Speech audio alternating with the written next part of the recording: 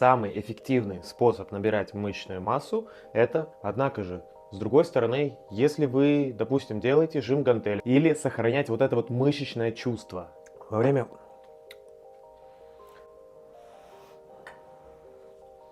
Что же эффективнее для роста мышц? Постоянно увеличивать рабочие веса или повторения, то есть соблюдать принцип прогрессии нагрузки, или же намного выгоднее сконцентрироваться на мышечном чувстве, чтобы именно во время движения ощущать целевую мышечную группу. Что выбрать, что ставить в приоритет? Давайте разберемся. Про принцип прогрессии нагрузок. Принцип прогрессии нагрузок – это фундамент роста во время силовой тренировки. Принцип прогрессии нагрузок предусматривает постоянное увеличение нагрузки по ходу от цикла к циклу. Это не может быть не увеличение от тренировки к тренировке, хотя и такое тоже возможно. Суть в том, что на какой-то длительной дистанции ваш объем работы должен увеличиваться, так или иначе. И он будет не всегда увеличиваться, потому что будут циклы, когда нужно будет делать отдых, разгрузочные тренировки и так далее.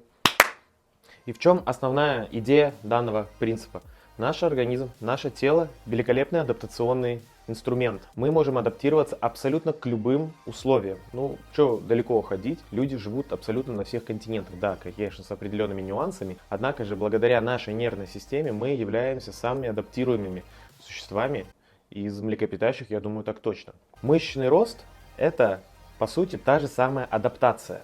То есть вы адаптируетесь, ваше тело адаптируется под нагрузку. Давайте на примере.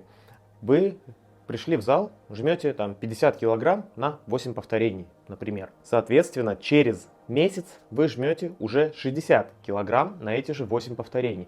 Или 50, но те же самые на 15. Скорее всего, с огромной долей вероятности можно сказать то, что мышечная масса также увеличивается. Прямой корреляции какой-то нету. И тут такие пауэрлифтеры. То есть, если вы стали сильнее, скорее всего, вы добавили и в росте мышечной ткани. Но есть один такой маленький нюанс. Возьмем тот же жим лежа. Вы выполняете данное движение и ощущаете трицепс. Жим лежа на горизонтальной скамье. Вы его делаете, потому что все делают, потому что это самое такое популярное, пожалуй, движение вообще в принципе в тренажерном зале. Но вы его делаете, вы не ощущаете грудные, а ощущаете только трицепс. Вы увеличиваете веса согласно принципу прогрессии нагрузки. Ваш организм адаптируется, вопросов нету. Как вы думаете, вырастет у вас что, грудные или трицепс? Скорее всего, все же трицепс. То же самое разберем на примере выпадов. Если, допустим, делать выпад и ощущать переднюю поверхность бедра во время, допустим, классического выпада, то смысл удивляться тому, что не растут ягодицы.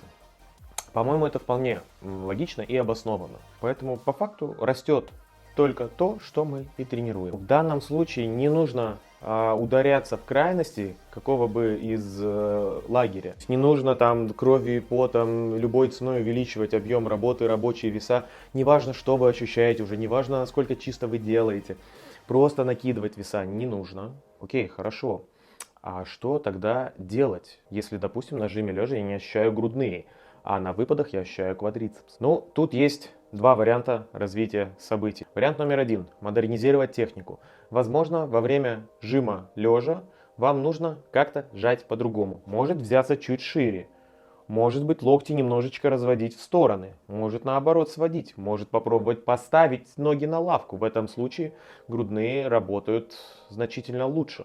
Касательно выпадов, возможно, вам нужно чуть сильнее делать наклон, больше акцент на движение в тазобедренном суставе.